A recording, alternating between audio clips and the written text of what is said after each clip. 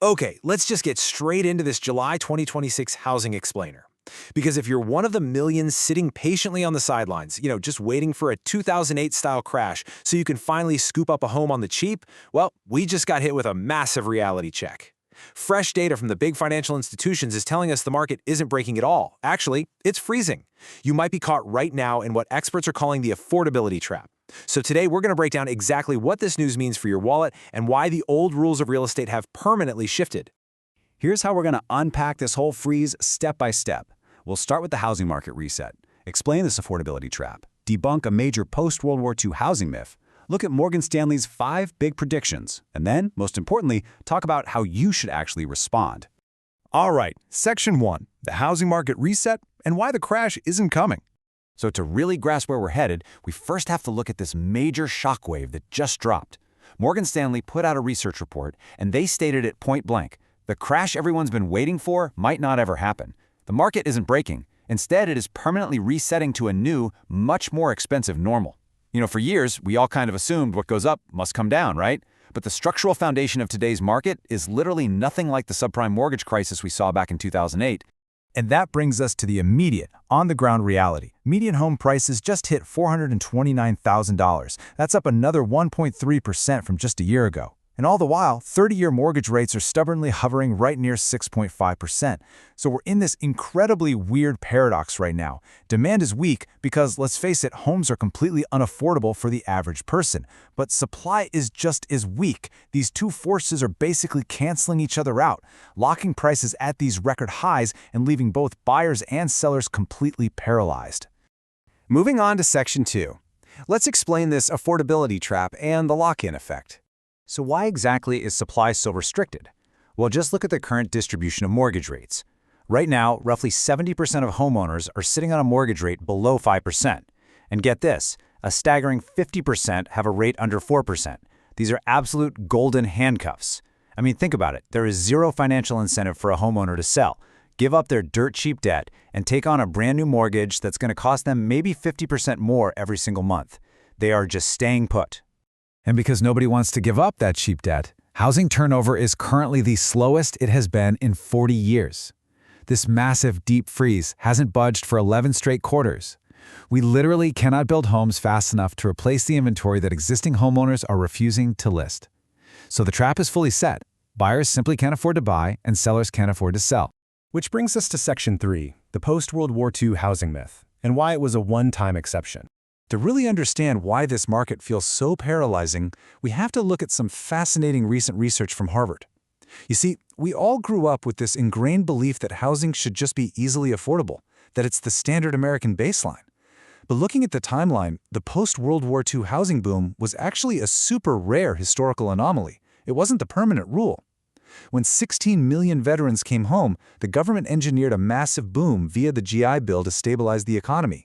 Cheap debt with zero down, abundant land, fast construction, rising wages, literally everything aligned perfectly to make housing universally accessible.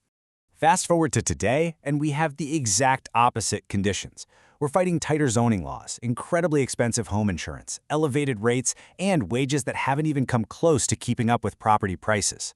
So the crucial takeaway here is that homeownership is behaving way less like a normal milestone you earn through a standard paycheck and much more like an asset passed down through inheritance or existing family wealth. The whole game has changed. Let's look at Section 4, Morgan Stanley's 5 predictions for forecasting the future. So how does this new reality actually play out? Morgan Stanley mapped out 5 clear predictions for our immediate future. First up, prices stay high. They're not going to collapse, but they won't skyrocket either, mainly because buyers are already totally maxed out. Second, we hit a new equilibrium. Third, we're going to see a huge surge in demand for rentals. Fourth, the supply problem sticks around because even if rates do drop, that doesn't magically fix zoning or labor costs. And fifth, a chain reaction. When housing freezes, people spend way less on furniture, renovations, moving services, which ends up dragging down the broader economy. I want to double-click on that second point, the new equilibrium, because honestly, it is a really bitter pill to swallow. We are entering an era where buyers are eventually just going to have to get used to everything costing more. A 5.5% mortgage will eventually start feeling like a steal compared to 6.5%. A $2,500 monthly payment will start to feel cheap compared to $3,000. It's a massive psychological reset just as much as a financial one. And listen, this isn't just Morgan Stanley saying this. Major players like Fannie Mae and CoreLogic are totally on the same page. Even Fannie Mae's absolute worst-case scenario predicts a 5.3% price increase through 2030, just driven by all that pent-up demand.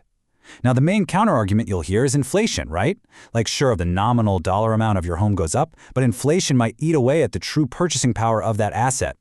But ultimately, the expectation of a sudden 2008-style massive price drop, it's practically non-existent. All right, finally, Section 5, how you should respond, and some actionable takeaways. We've diagnosed this huge macro problem. So let's talk about what you, as a regular investor, should actually do right now. Here is your pragmatic, data-driven game plan. Step 1. Stop waiting on the sidelines for a miracle 30% crash that, frankly, may never come. Step 2. Only buy when the monthly math actually works for your specific budget. Make sure you can comfortably afford the payment even if your income takes a hit. Step 3. If you do buy, yeah, you can refinance later if rates eventually drop, but please don't base your entire purchase on that hope. And Step 4. Absolutely do not let anyone shame you for renting. For decades, we've had it drilled into our heads that renting is just throwing your money away. But in many of today's deeply frozen, heavily overpriced markets, renting is mathematically the superior choice. Think about it. If you can rent the exact same house for way less than it would cost to buy, and you strictly invest that difference into the market instead of locking up all your liquidity in a down payment, you are still aggressively building long-term wealth. So I'm going to leave you with this final thought to chew on as you navigate this permanently changed market.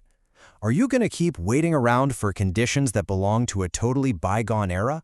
Or are you going to run your own numbers and adapt to the new normal? The data is crystal clear, the rules have changed, and your financial strategy absolutely needs to change right along with it. Thanks so much for joining me for this explainer, and I really hope this helps you make smarter, more informed decisions with your money.